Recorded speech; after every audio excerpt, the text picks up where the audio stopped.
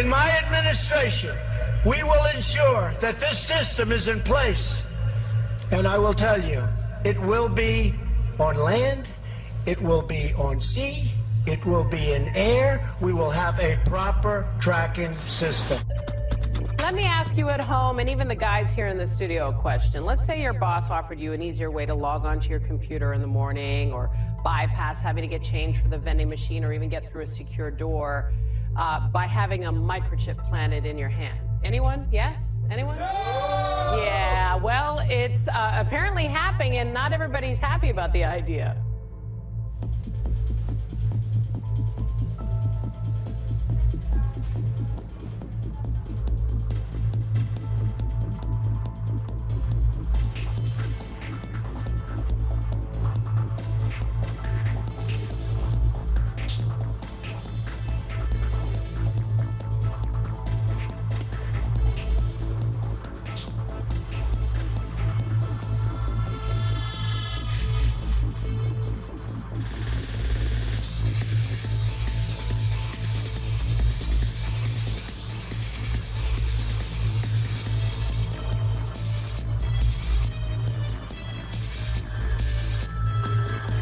Excuse me, sir.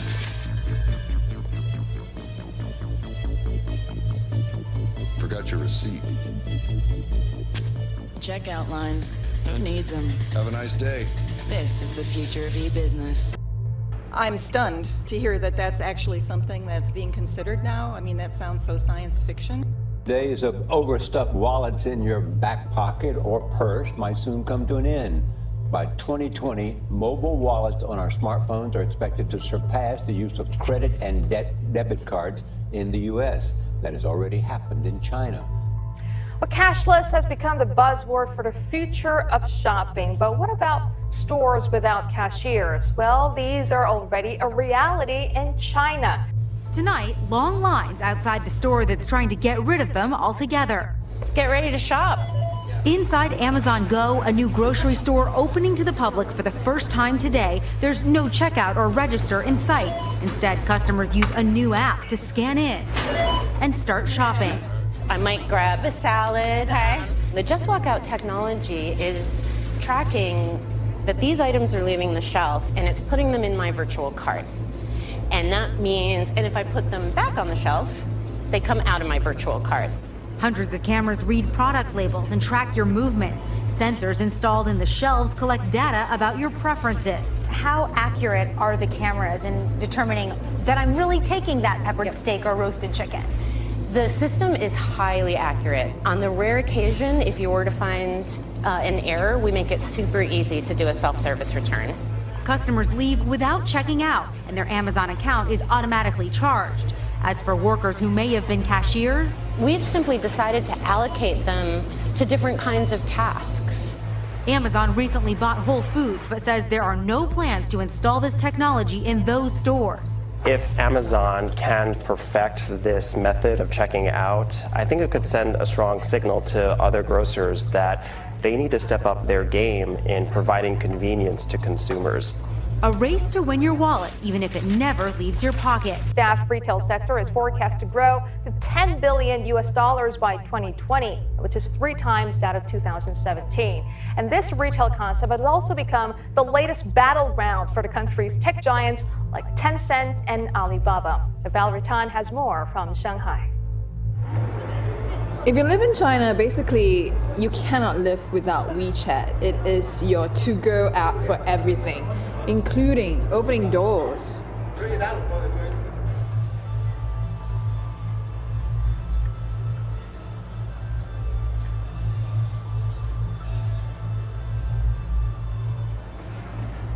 And let's see what's in store. Good morning. So when I moved here to China a couple of months ago, I kept getting funny looks every time I would pull cash out of my wallet to pay for things. And then I got one of these. It's a code on my phone, and now I can basically buy anything here in China. When you pay for something, how do you pay for it? Mobile phone. On the streets of Beijing, cash is definitely not king. What do you think of people who use cash to pay for things? That's rare and weird, he says. Only the elderly and people who don't know how to use a phone pay cash. This woman says, I rarely take my wallet when I go out, just my phone. That's because those phones can buy just about anything, from clothes in the store to steamed buns on the street. They're used to pay for bike rides and bus rides, rent and utility bills. When was the last time you used cash? A month ago? Wow, that's a long time. WeChat and Alipay dominate China's mobile market, and payments on their platforms totaled more than $5.5 trillion last year, a 200% jump from the year before.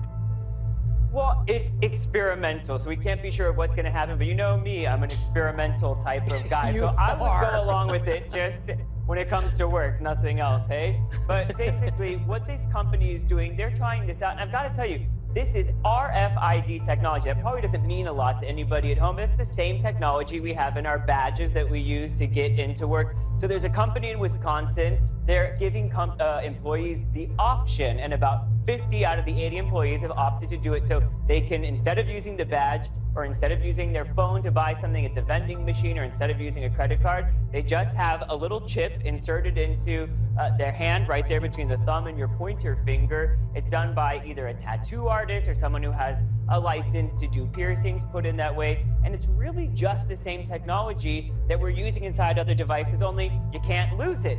The president was in Tampa, Florida last night for a rally ahead of the state's primary this month. Mr. Trump pushed for voter ID by making an erroneous comparison with grocery shopping.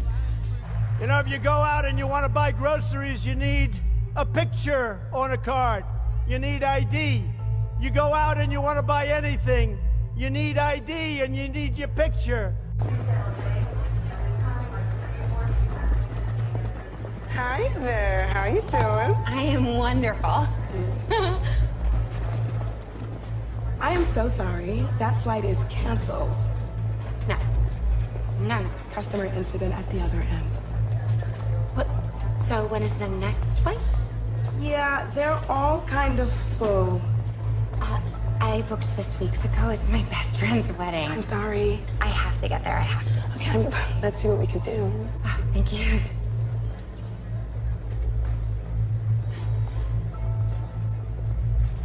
I see there's one standby seat on another plane leaving tonight. Okay. That's reserved for members of our Prime Flight program. You gotta be a 4.2 or over to qualify. Oh, I'm a 4.2. I'm afraid you're actually a 4.183. Oh. Well, that's not my fault. Some woman dinged me down in the capture. Can't you just... I'm sorry, it won't let me book it without the correct ranking. But it's so close. There's just nothing I can do. Christ, I mean, surely. I'm gonna have to ask you to moderate your language then. Sorry, it's just... I'm maid of honor. I cannot miss this wedding. And I am so sorry about that. Can you call the supervisor? I cannot do that. Can you just call the supervisor? I cannot do that. Call the f***ing supervisor. Okay, that's profanity. With zero tolerance on profanity. I'm sorry, it's just... Yeah, I have to serve the next customer. No. Step away, ma'am. You've got to help me. I'm so sorry.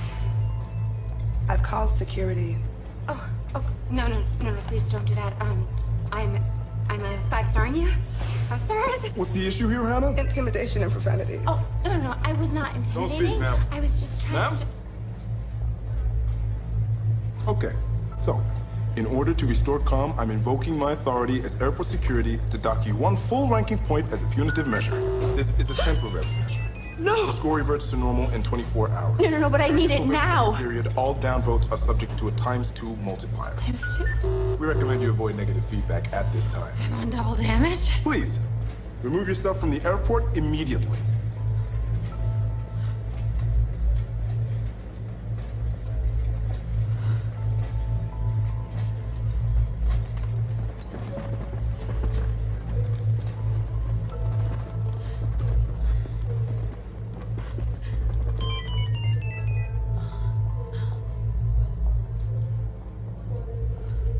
Okay, well, due to your rank, China plans to give all of its 1.4 billion citizens a personal score based on how they behave.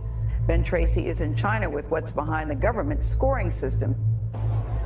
Good morning. The government here says it is trying to purify society by rewarding those who are trustworthy and punishing those who are not. So like the credit score that most Americans get for how they handle their finances, Chinese citizens are now getting social credit scores based on everything from whether they pay their taxes on time to how they cross the street.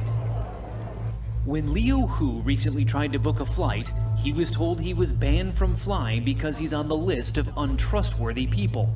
Leo is a journalist who was ordered by a court to apologize for a series of tweets he wrote and was then told his apology was insincere. I can't buy property. My child can't go to private school, he says. You feel you're being controlled by the list all the time. And the list is now getting longer, as every Chinese citizen is being assigned a social credit score, a fluctuating rating based on a range of behaviors. It's believed that community service and buying Chinese-made products can raise your score. Fraud, tax evasion, and smoking in non-smoking areas can drop it. If a score gets too low, a person can be banned from buying plane and train tickets, real estate, cars, and even high-speed internet. It's a good thing, this woman says. There should be punishment for people who can't behave. China's growing network of surveillance cameras makes all of this possible. The country already has an estimated 176 million cameras, and it plans to have more than 600 million installed by 2020.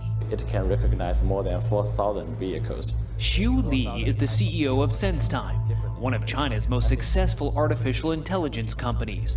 It has created smart cameras for the government that can help catch criminals, but also track average citizens. This knows every person, every bike, every car, every bus. In several big cities in China, including here in Shanghai, the government is even tracking jaywalkers. Cameras record them going through intersections, zero in on their face, and then publicly shame them on nearby video screens.